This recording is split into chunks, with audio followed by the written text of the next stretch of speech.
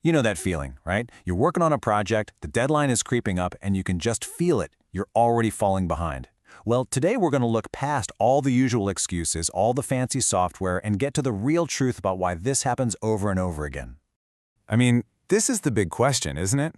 It's the central frustration of modern work.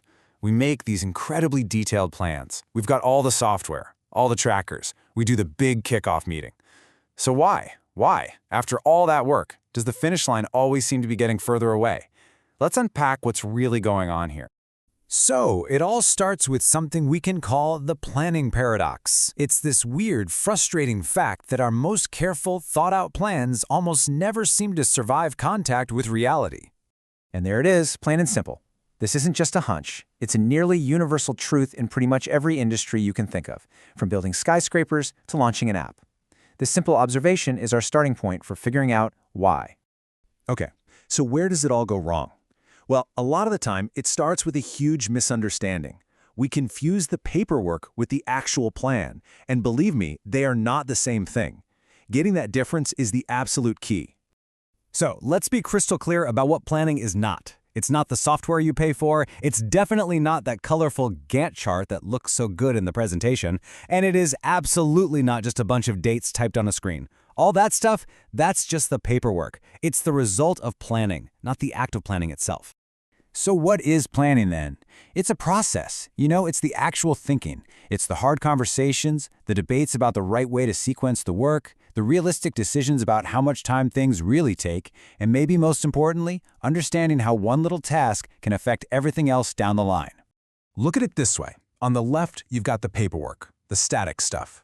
On the right, you have the real deal, the thinking, the doing, the actual planning. The second we focus only on producing the documents on the left, we've already lost. We've skipped the most important part of the job. And this leads us straight into the second major problem. Let's call it the approval trap. It's this sneaky but super powerful reason why so many project schedules are basically dead on arrival. Just think about that for a second. How many times have you seen a project plan that was built not to be a useful guide, but just to get a signature? We make it look perfect, we make sure it hits that magic deadline, and we get it approved, all while quietly ignoring the messy truth of how work actually gets done. And of course, this perfect schedule has to ignore reality, doesn't it? It pretends there are no physical limits, that coordinating 10 different teams is a piece of cake, and that people operate like robots. But worst of all, it pretends the future is certain, completely ignoring risk and uncertainty. Which, you guessed it, leads us to our third and final myth, the detailed deception. This is that really tempting but really dangerous idea that if we just add more and more detail, if we break every task down into 100 tiny subtasks, we'll magically have more control. I mean, this feels right, doesn't it? It just seems logical. A more granular plan must be a better plan. It's a super common belief, even among very experienced people. But it's just not true. Actually, way too much detail often does the exact opposite of what we want. It hides the big, important problems under a mountain of tiny, unimportant tasks. It gives you this false confidence. What we really need is clarity. A clear, simple plan helps you see what's important, it helps you solve problems, and it builds real confidence because everyone on the team actually understands the goal. Okay, so we've torn down these common myths about planning. But why does any of this really matter? Let's talk about the bottom line, the real, painful costs of getting this stuff wrong. It all boils down to one simple law of business. Time and cost are basically the same thing. You can't separate them. If you waste one, you are absolutely wasting the other. And yeah, every single delay has a direct cost. It's in the overhead, it's in potential penalties, it's in missed opportunities. Every day a project runs late, it is literally leaking money. But the damage goes way beyond the bank account. Delays cost you your reputation. When you're the person or the company that's always late, it chips away at how people see you. It undermines your credibility.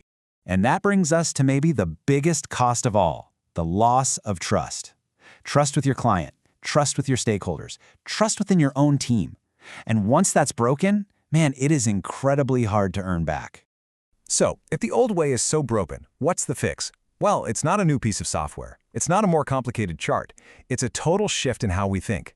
We have to stop trying to be a predictor and start becoming a preparer. This right here, this is the whole thing.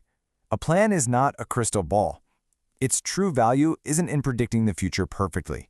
Its real value is in preparing your team for the uncertainty that is absolutely 100% guaranteed to happen. A good plan gives you the tools to deal with problems when they come up, not if they come up. So I'll leave you with this question to think about. That last project plan you worked on, was it a real, living tool for preparation, something you could actually use when things went sideways? Or was it just a fancy, static monument to a prediction that you were all just hoping would come true? The answer to that could change everything about your next project.